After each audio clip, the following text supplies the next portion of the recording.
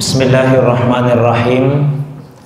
Assalamualaikum warahmatullahi wabarakatuh.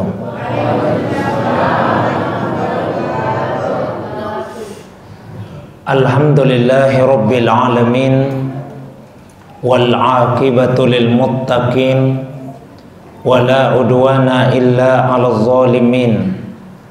Wassalatu wassalamu ala asrafil anbiya'i wal mursalin, sayyidina wa habibina wa syafi'ina wa maulana Muhammadin wa ala alihi wa ashabihi wa man tabi'ahum bi ihsanin ila yaumiddin.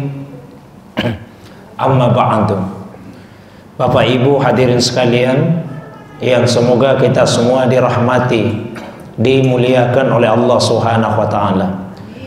Alhamdulillah, kembali kita dihadirkan, dipertemukan oleh Allah dalam majelis yang semoga dimuliakan ini untuk sama-sama menambah pengetahuan agama kita melalui kajian dan diskusi terhadap berbagai masalah agama, secara khusus sebagai lanjutan dari pertemuan kita 2 bulan yang sebelumnya, yaitu mengenai toharah atau bersuci menurut agama kita.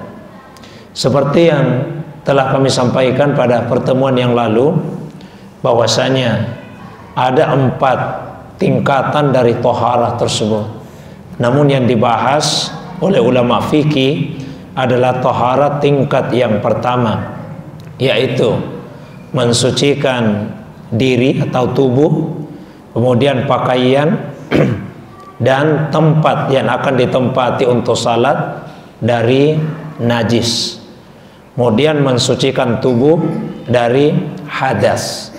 Jadi ada 3 hal berkaitan dengan taharah, yaitu najis, kemudian hadas kecil dan hadas besar.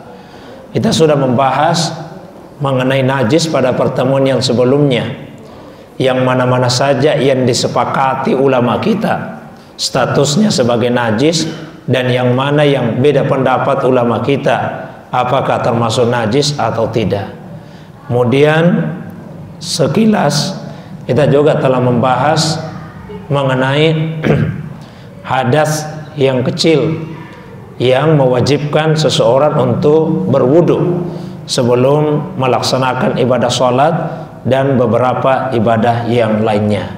Nah, insya Allah sebagai lanjutan dari pertemuan kita tersebut, untuk malam hari ini sama-sama kita akan membahas mengenai faraidul wudu atau rukun-rukun dari wudu.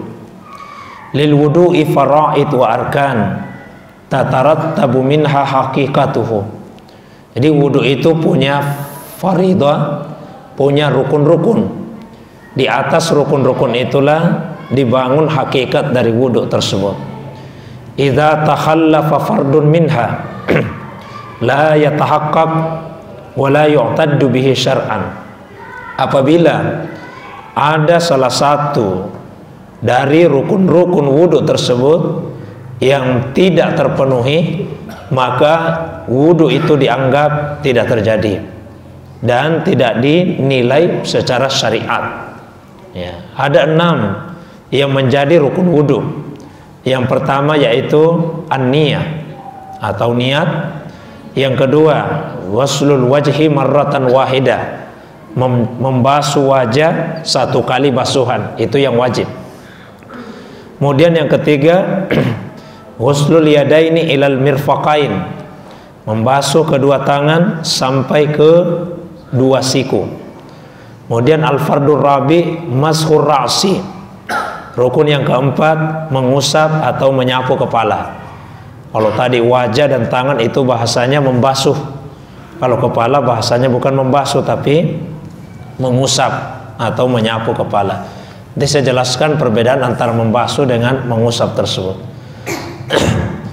Kemudian yang berikutnya al-fardul khamis, rukun yang kelima, wuslur rijlain ma'al ka'bain, membasuh kedua kaki disertai dengan kedua mata kaki. Dan yang terakhir al-fardus sadis at-tartib, dilakukan secara berurutan. Itulah 6 rukunnya wudu. Satu saja yang tidak dilaksanakan, maka wudu itu tidak dinilai, tidak dihitung secara syariat. Kita bahas yang pertama, yaitu niat. Wa haqiqatuha, adapun hakikat niat, al-iradatu al-mutawajjahatu nahwal fi'l, yaitu keinginan untuk melakukan perbuatan, ibtigha'a ridallahi ta'ala wa imtisala hukmihi, dengan tujuan untuk mendapatkan keridhaannya Allah dan mentaati hukum-hukumnya. Wa hiya amalun qalbiyun mahdun, dan niat itu adalah amal hati semata-mata. La dakhala lil lisani fihi, tidak ada kaitannya dengan lisan. Itu dikemukakan oleh Syekh Sabiq dalam kitab ini, kitab Fiqh Sunnah. Jadi menurut beliau bahwa niat itu adalah amal hati semata-mata, tidak ada kaitannya dengan lisan. Wa talaffuzu biha ghairu masyru', sehingga melafalkannya tidak disyariatkan. Meskipun demikian, beberapa ulama kita berpandangan bahwa apabila hati tidak bisa fokus untuk berniat, maka dianjurkan untuk melafalkan niat dengan tujuan membantu hati supaya bisa lebih fokus. Tapi sekali lagi, yang dinilai itu adalah isi hati, bukan ucapan lisan. Jadi dalam niat yang dinilai adalah isi hati, bukan ucapan lisannya. Ini didasarkan kepada hadis yang diriwayatkan oleh sekelompok ulama hadis, termasuk Bukhari Muslim, dari Umar bin Khattab radhiyallahu anhu, anna Rasulullah SAW qala, bahwasanya Rasulullah bersabda, innamal a'malu binniyat wa innama likulli imri'in ma nawa, sesungguhnya amalan itu tergantung kepada niatnya, dan sesungguhnya tiap-tiap orang akan mendapatkan sesuai dengan apa yang dia niatkan. Itu yang pertama. Kemudian rukun yang kedua, membasuh wajah 1 kali basuhan. Apa yang dimaksud dengan membasuh itu? Membasuh itu artinya isalatul ma'alaihi, mengalirkan air. Mengalirkan air. Beda dengan mengusap. Kalau mengusap, tangan yang dibasahi, kemudian tangan yang basah yang digerakkan pada bagian yang mau diusap tersebut. Jadi kalau misalnya tangan itu dibasuh, airnya dialirkan. Tapi kalau kepala bukan dibasuh, tapi diusap. Tangannya yang dibasahi, kemudian tangan yang basah digerakkan di atas kepala kita. Nah, saya ulangi, rukun yang kedua ini membasuh wajah 1 kali basuhan. Jadi mengalirkan air. Yang mana yang dimaksud dengan wajah itu? Wajah itu adalah kalau dari atas, yaitu mulai dari dahi kita atau tempat tumbuhnya rambut yang normal sampai kepada bagian bawahnya dagu kita. Kemudian kalau lebarnya itu dari telinga kanan ke telinga kiri. Jadi saya katakan wajah itu mulai dari batas akhir dahi di bagian atas, tempat tumbuhnya rambut yang normal. Saya katakan, Pak, tempat tumbuhnya rambut yang normal karena ada orang yang rambutnya tumbuh di tengah kepalanya, nah, misalnya karena sudah botak. Nah, itu tidak termasuk dari bagian wajah, ya. Jadi ini yang dihitung tempat tumbuhnya rambut yang normal. Nah, kemudian yang ketiga, membasuh kedua tangan sampai ke siku, ya, sampai ke siku.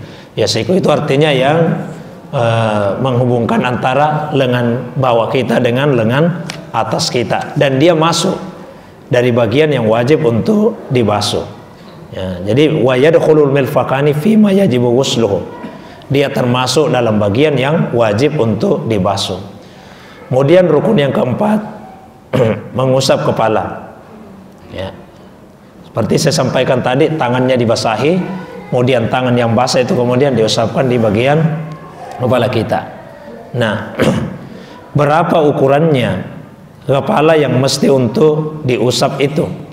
ulama kita punya keragaman pendapat. Sebelum saya lanjutkan bacaan kitab ini, jadi ada ulama kita yang mensyaratkan untuk mengusap kepala itu mesti semuanya.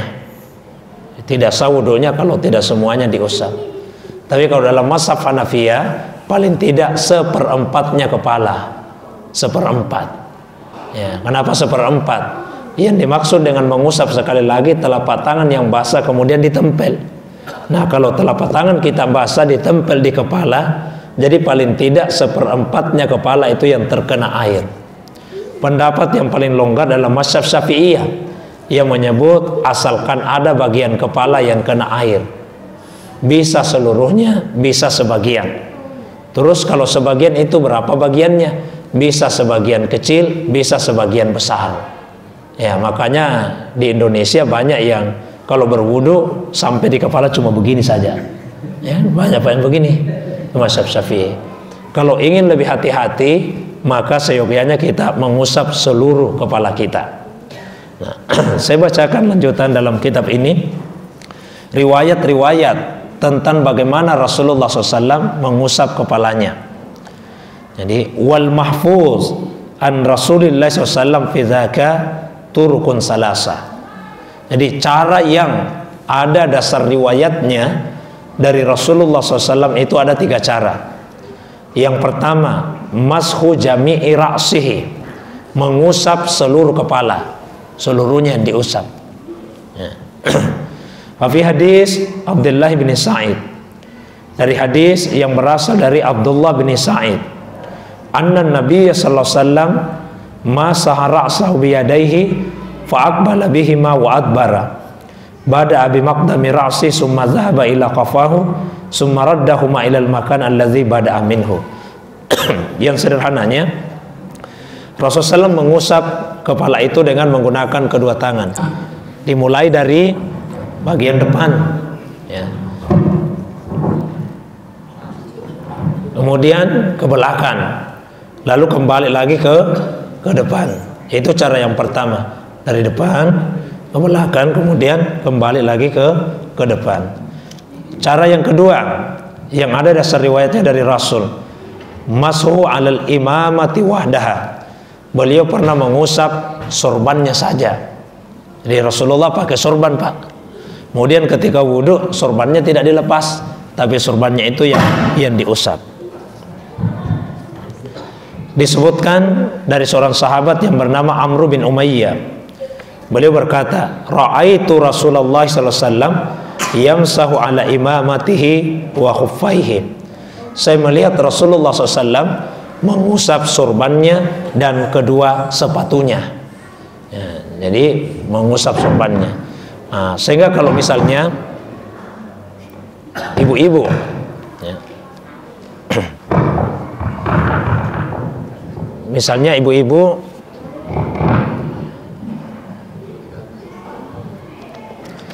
berwudu di tempat umum,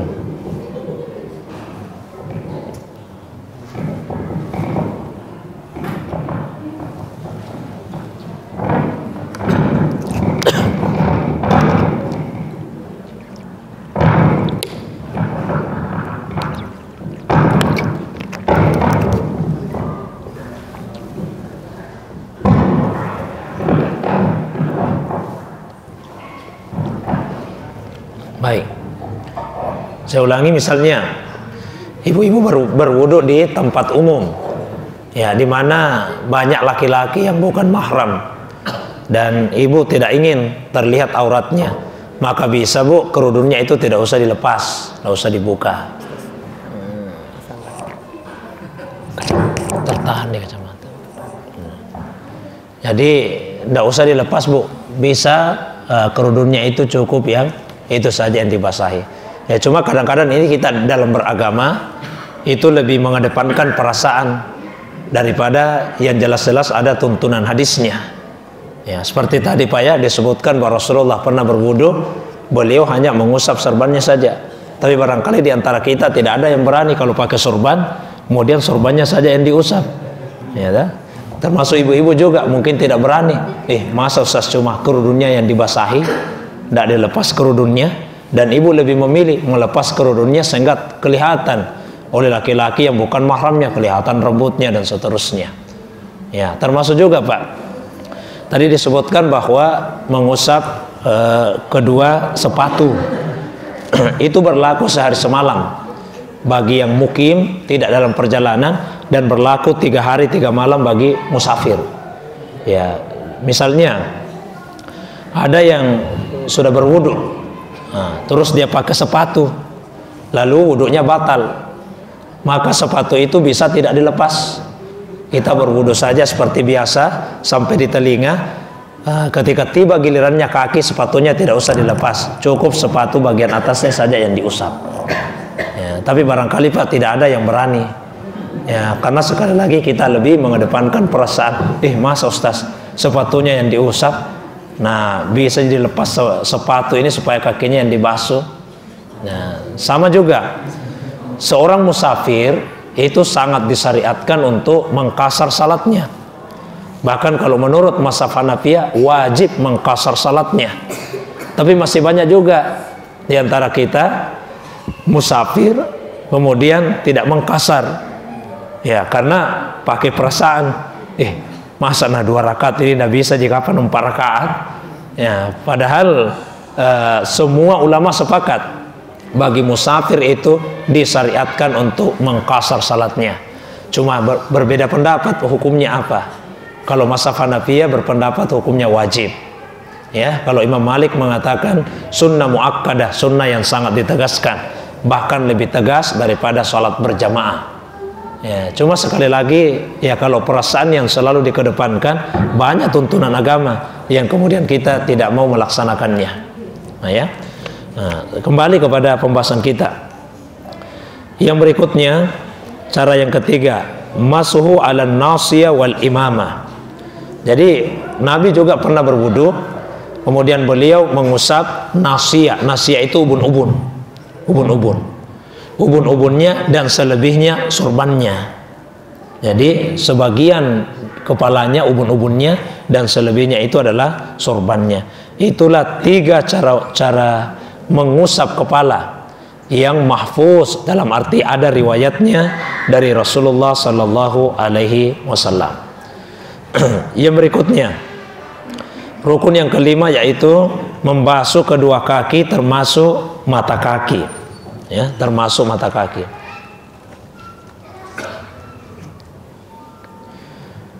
Rasulullah SAW pernah bersabda, wailul lil aqab minan nar. Ya, celakalah tumit kalau dia tidak terkena air ketika kita wudhu, celakalah, maka tempatnya adalah neraka. Ya, oleh karena itu kita mesti sangat berhati-hati ketika berwudhu, jangan sampai ada bagian anggota tubuh kita yang termasuk dalam anggota wudhu yang kemudian kita tidak basuh. Kemudian yang berikutnya, yang terakhir, at-tertib, mesti dilakukan secara berurutan, karena Allah Subhanahu wa taala menyebutkannya di surah Al-Maidah ayat yang ke-6 juga berurutan. Tidak bisa ditukar-tukar. Jangan misalnya ada yang berimprovisasi.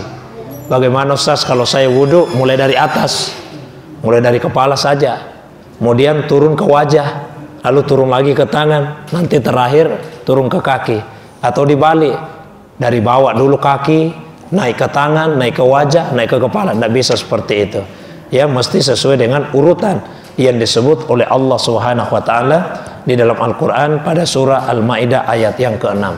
Allah berfirman, "Ya ayyuhalladzina amanu idza qumtum ilas shalah faghsilu wujuhakum wa aydiyakum ilal marafiq wamsahu bi ru'usikum wa arjulakum ilal ka'bain." Wahai orang-orang yang beriman, apabila kalian bermaksud untuk melaksanakan salat, maka basuhlah wajahmu dan kedua tanganmu sampai ke siku, dan usaplah kepalamu, dan basuhlah kakimu sampai ke mata kaki. Itu pakaian rukun. Yang berikutnya, sunanul wudu. Amalan-amalan yang disunnahkan ketika berwudu. Yang pertama, at-tasmiyatu fi awwalihi. membaca basmalah ketika memulai wudu. Jadi membaca basmalah ketika memulai wudu. Kita boleh membaca Bismillahirrahmanirrahim, bisa juga Bismillahi walhamdulillah. Hadis-hadisnya memang dhaif, akan tetapi karena banyaknya jalurnya, maka menurut penulis kitab ini, wahiyya ba'da zalika amrun hasan, itu adalah sesuatu yang baik untuk dilakukan. Ya. Kemudian yang kedua as-siwak, ya, bersiwak, ya, membersihkan gigi dan gusi kita. Itu juga termasuk yang disunnahkan. Rasulullah SAW bersabda, laula an asyukka ala ummati la amartuhum bisiwak inda kulli wudu. Seandainya tidak menyusahkan umatku, saya akan memerintahkan kepada mereka untuk bersiwak setiap kali hendak berwudu. Kemudian bersiwak ini sebetulnya sangat disukai dalam 5 waktu. Yang pertama tadi ketika mau berwudu, yang kedua ketika hendak salat, yang ketiga ketika mau membaca Al-Quran, kemudian yang keempat ketika terbangun dari tidur, dan yang kelima ketika ada perubahan pada bau mulut kita. Jadi pada 5 keadaan itu disunahkan untuk bersiwak. Kemudian sunnah wudu yang berikutnya, yang ketiga, wuslul kaffaini salasan fi awalil wudu, membasuh kedua telapak tangan kita ketika memulai wudu. Ini sunnah hukumnya. Lalu yang berikutnya al-madmadah salasatan, berkumur-kumur sebanyak 3 kali. Apa yang dimaksud berkumur-kumur? Berkumur-kumur itu artinya memasukkan air ke dalam rongga mulut, lalu kemudian menggerak-gerakkannya di dalam. Setelah itu baru dikeluarkan. Jadi memasukkan kemudian digerak-gerakkan di dalam, baru dikeluarkan. Bukan sekedar mampir saja. Kan sebagian orang ketika berwudu bukan berkumur-kumur, cuma dia masukkan air langsung keluar lagi, masuk keluar, masuk keluar, tidak digerak-gerakkan dalam rongga mulut. Hanya bahasa Arabnya itu mado-mado. Ya, bahasa Indonesianya berkumur-kumur. Kalau bahasa Bugisnya apa Pak? Kamomo ya. Ya, itu menunjukkan supaya digerak-gerakkan itu di dalam mulut kita. Ya. Terus yang berikutnya, yang kelima, al-istinsak wal istinsar, ya. Memasukkan air ke dalam rongga hidung kemudian mengeluarkannya. Jadi ketika kita berkumur-kumur, sebagian air itu kita hirup sampai di atas ini namanya khaisum. Karena ini adalah salah satu sarangnya setan yang membuat kita susah bangun untuk salat subuh. Ya, jadi kalau wudu dihirup sampai ke atas, setelah itu baru dikeluarkan. Kalau pertama-pertama mungkin terasa sakit, tapi lama-lama insya Allah tidak lagi. Dan itu sangat bagus untuk kesehatan kita. Ya.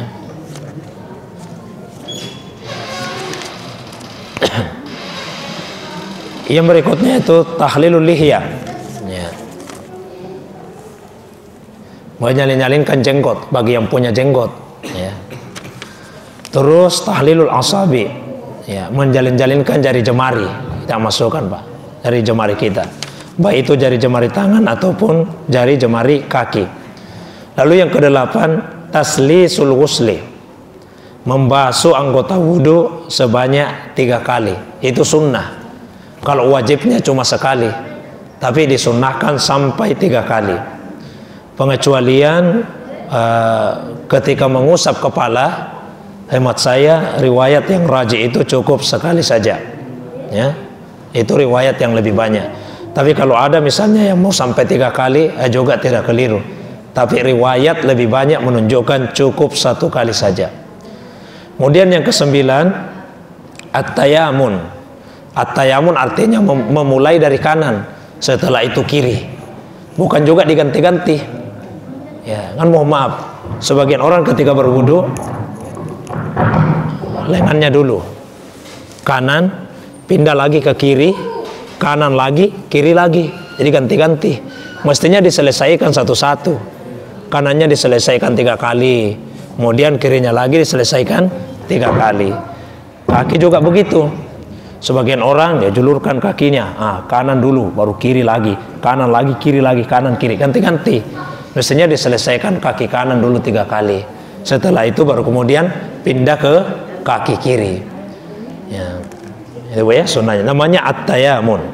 Ya. Bukan ganti-ganti.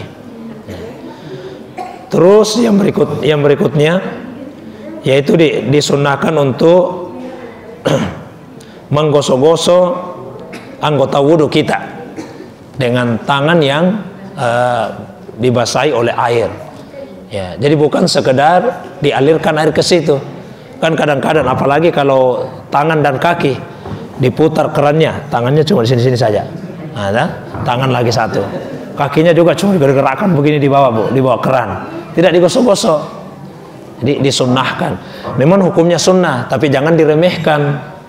Ya, karena sunnah itu kalau dikerjakan kita dapat pahala. Kalau tidak dikerjakan memang tidak berdosa, tapi kita rugi. Karena sudah kehilangan kesempatan untuk memperbanyak pahala. Jadi digosok-gosok Bapak Ibu sekalian. Jangan cuma dialirkan air ke anggota wudhu tersebut. Ya.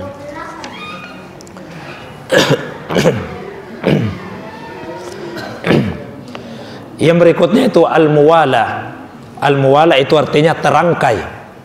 Jadi berurutan dan terangkai itu berbeda. Yang dimaksud di sini muwala atau terangkai, belum kering satu anggota wudhu, kita pindah ke anggota wudhu yang lain. Itu sunnah. Jadi jangan misalnya kita berwudhu, ya, sudah selesai wajah, pergi dulu nonton televisi. Sudah kering di wajahnya, baru dilanjutkan lagi. Ya, lanjutkan lagi. Jadi sunnahnya itu muwala. Ya, sunnah ya, tidak diwajibkan. Artinya kalau tidak muwala wudhunya tetap sah. Siapa tahu misalnya ada yang berwudhu di rumah, sudah sampai di telinga, tiba-tiba habis airnya, tidak ada lagi mengalir air. Terus kita ke masjid, sampai di masjid, bagaimana Ustaz? Bisakah tinggal kaki saja? Bisa. Ya, bisa. Ya, karena muwala itu sunnah. Ya, tapi sekali lagi kalau bisa dari awal lagi ya dari awal saja. Tapi kalau ditanyakan sahnya, hukumnya sah. Hukumnya sah. Boleh, Bu, boleh. Jadi yang rukun itu berurutan, tertib. Kan tetap berurutan. Sudah sampai telinga di rumah, tiba di masjid, tinggal kaki saja. Itu sudah berurutan. Tapi tidak muwala, tidak terangkai. Artinya yang ditinggalkan bukan rukun, tapi yang ditinggalkan adalah sunnahnya. Ya. Yang berikutnya mashul uzunain, ya, yaitu mengusap kedua telinga. Mengusap kedua telinga. Malah sebagian ulama kita memasukkan telinga itu bagian dari kepala. Nah, karena dia bagian dari kepala, sehingga diusap dengan air yang sama.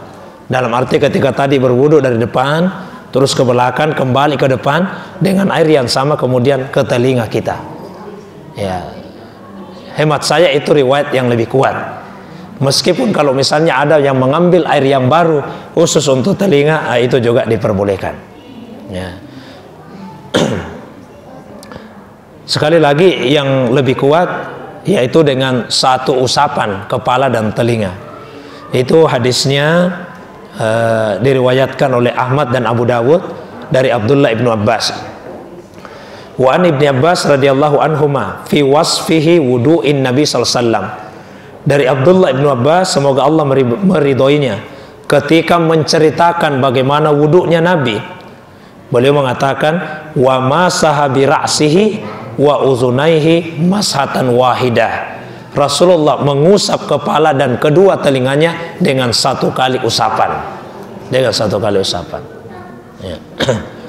Kemudian yang ke-13, italatul ghurra wat tahjil, yaitu melebihkan basuhan. Ketika misalnya kita membasuh wajah kita boleh lebih, ya, sampai di bagian depan kepala kita.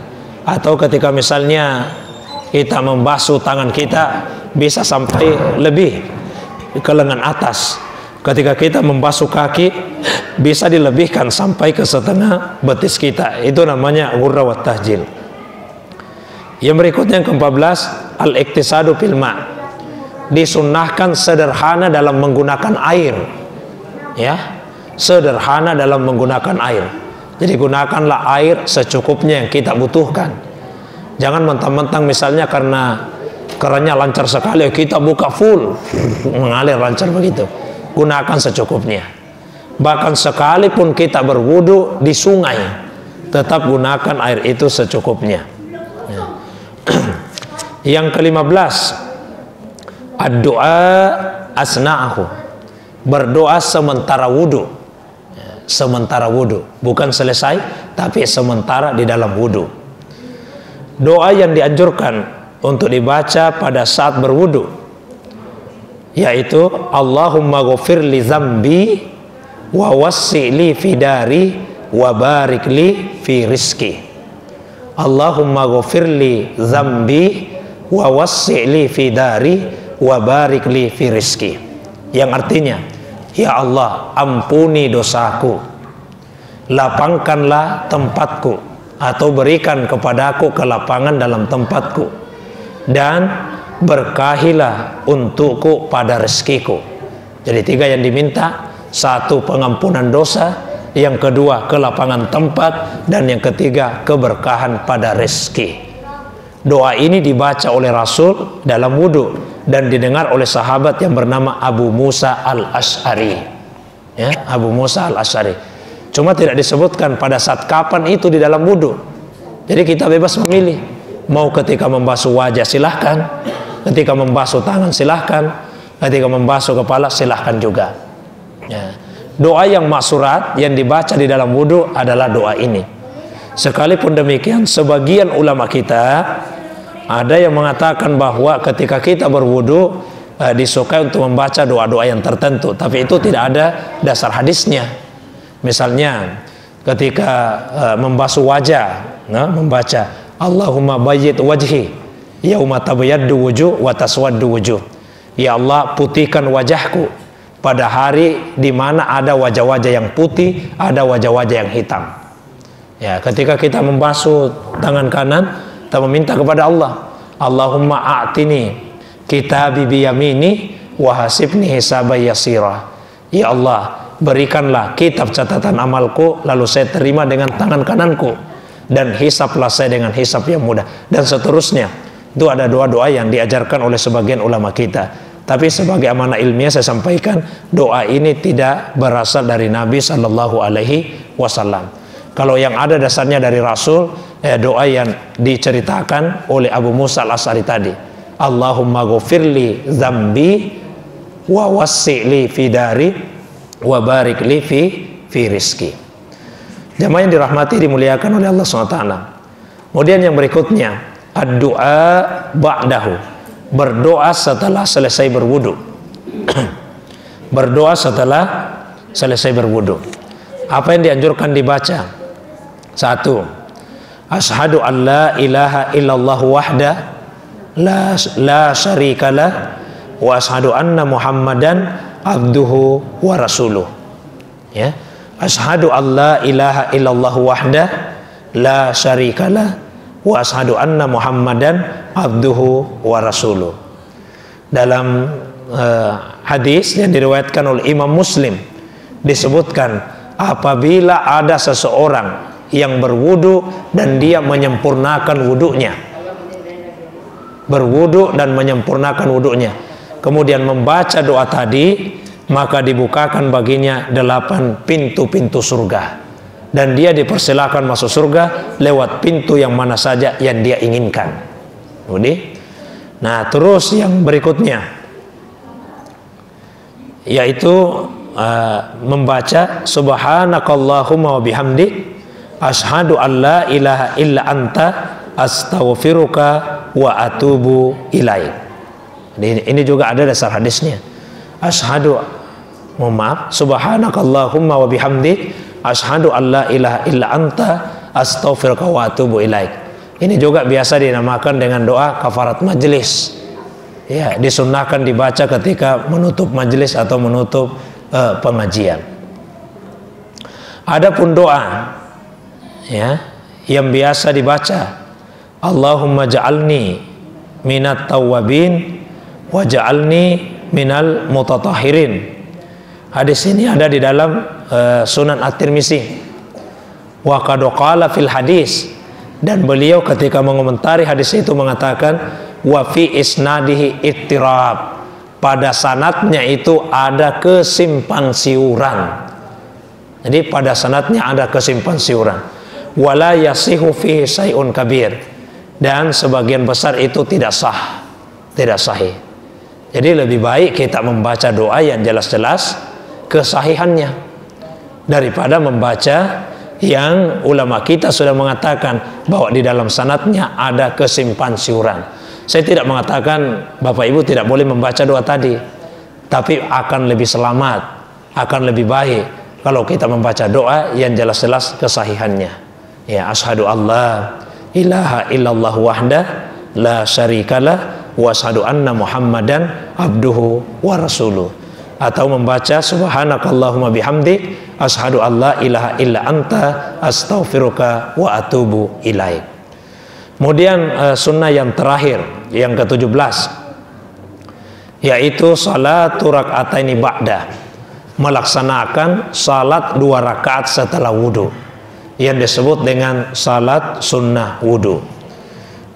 Kisahnya seperti ini, yang bercerita Abu Hurairah, kata beliau, suatu hari Rasulullah bertanya kepada Bilal, anna Rasulullah SAW qala li Bilal, ya Bilal, hadisni bi arja amalin amil taufil Islam, inni sami'tu dufana alaika baina yadayya fil jannah. Hai Bilal, beritahu saya apa amalmu yang paling kamu andalkan, yang paling kamu harapkan dalam keislamanmu ini, karena sungguh saya mendengar suara sandalmu di depan saya di surga. Jadi Rasulullah SAW itu pernah mendengar suara sandalnya Bilal di depan beliau di dalam surga. Kalau sandalnya masuk surga, ya insya Allah orangnya juga akan masuk surga, karena siapa yang mau pakai sandalnya masuk surga, Pak. Nah, makanya ditanyakan seperti itu, apa sebetulnya amalmu Bilal? Nah, Bilal menjawab, ma amiltu amalan arja indi, tidak ada amalan yang saya lakukan ya Rasulullah yang lebih saya harapkan, yang lebih saya andalkan dibandingkan min anni lam atataharu tahuran fi sa'atin min lailin au naharin illa sallaitu bidzalika at-tahur ma kutiba li an usalli. Kata Bilal, saya itu ya Rasulullah tidak pernah bersuci, tidak pernah berwudu pada waktu apapun, baik di malam hari atau di siang hari, kecuali saya berwudu dengan kecuali saya salat dengan wudu tersebut.